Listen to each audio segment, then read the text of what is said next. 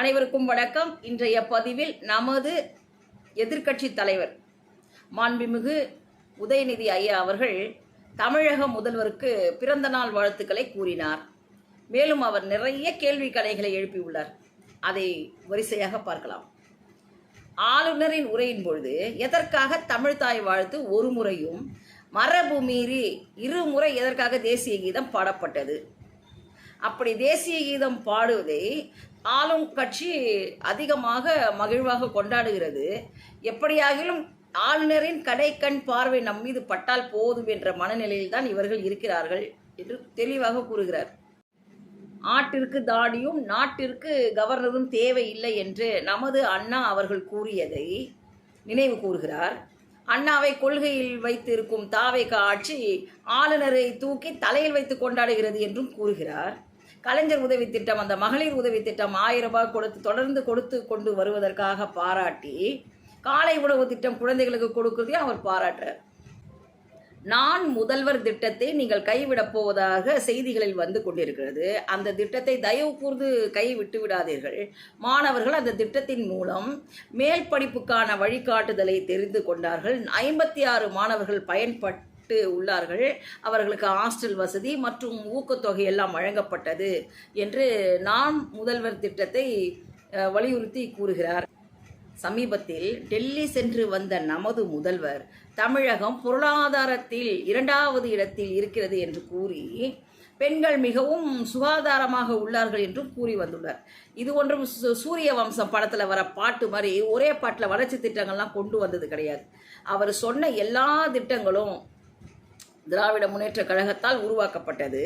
அது நாட்டு மக்களுக்கும் இவர் சென்று வந்த டெல்லி அதிகாரிகளுக்கும் ஆட்சியாளர்களுக்கும் தெரியும் என்று மிகவும் சுவாரஸ்யமாக கூறியுள்ளார்.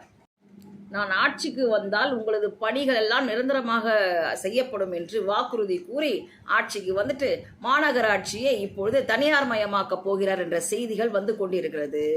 தன் மாநிலத்தை, அதாவது தன்னுடைய சொந்த மாநிலத்தில் முதன்மை தொகுதியாக மாற்றிவிட்டார் பெரம்பூரை. எவ்வாறு என்றால் மின்வெட்டு.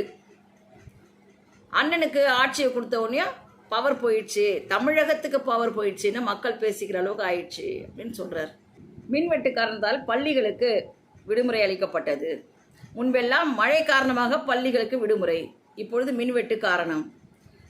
பொதுக்கூட்டங்கள் எல்லாம் போராட்ட களங்களாக மாறிக்கொண்டு வருகிறது. அண்ணன் திருமா அவர்களுக்கும் இதனால் பாதிக்கப்பட்டு உள்ளார்.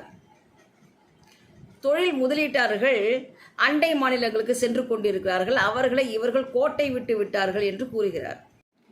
இன்னொரு ஜென்மம் என்று ஒன்று இருந்தால் நான் விவசாயியாக பிறக்க வேண்டும் என்று கூறிய முதல்வர் விவசாயிகளை தடியடி நடத்துகிறார் என்று சொல்லிவிட்டு பயிர்க்கடன், மேகதாது பிரச்சனை என்று அனைத்திலும் முதல்வர் கவனம் செலுத்த வேண்டும் என்று தன் வேண்டுகோளை விடுக்கிறார்.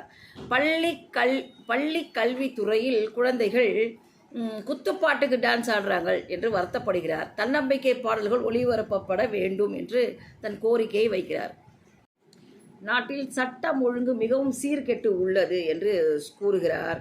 குழந்தைகளிடம் வாக்கு கேட்டு ஆட்சியை அமைத்துவிட்டு குழந்தைகளுக்கும் பெண்களுக்கும் பாதுகாப்பு இல்லை. பெண்கள் பாதுகாப்பு படையை சேர்ந்த பெண்களுக்கும் பாதுகாப்பு இல்லை என்று சொல்கிறார். மேலும் சிங்கப்படையை சேர்ந்த பெண்களில் பாதி பேர் கூலாக ரீல்ஸ் பார்த்து கொண்டிருக்கிறார்கள். மன்னன் எவ்வழியோ மக்கள் அவ்வழி என்று வேதனைப்படுகிறார். The remain silence in the face of evil, it itself evil என்று ஆங்கிலத்தில் கூறுகிறார். மேலும் ஆளும் கட்சியை சேர்ந்த சிலர் குற்றவாளிகளாக உள்ளார்கள் என்று அவர்கள் முகவரிகளையும் பெயர்களையும் குறிப்பிட்டார். தொழில் முனைவர்களை நாம் எந்த காரணத்தை கொண்டும் அண்டை மாநிலங்களுக்கு அனுப்பிவிடக்கூடாது என்று கருத்தை ஆணித்தரமாக வைக்கிறார். இது புதுமையான ஆட்சி அல்ல, புஷ்பா பட மாடல் ஆட்சி. 5 சீட்டு சோஃபாக்களை அனுப்பி எம்எல்ஏக்களை இன்ஸ்டா மாலில் விலைக்கு வாங்குகிறார். குதிரை பேரம் நடக்கிறது. தீய சக்தி என்று கூறிவிட்டு அவர்களின் தயவில் ஆட்சியை நடத்துகிறார் என்று ஆணித்தரமாக மிகவும் தன் கருத்துக்களை வலிமையாக எடுத்து உரைக்கிறார். நமது எதிர்க்கட்சி தலைவர் அவர்களுக்கு நாம் மிகவும் நன்றி கூறுகிறோம். எதற்காக என்றால் நாட்டின் குற்றங்களை விளக்கமாக சுட்டிக்காட்டினால் மட்டுமே நாடு முன்னேறும். நன்றி, வணக்கம்.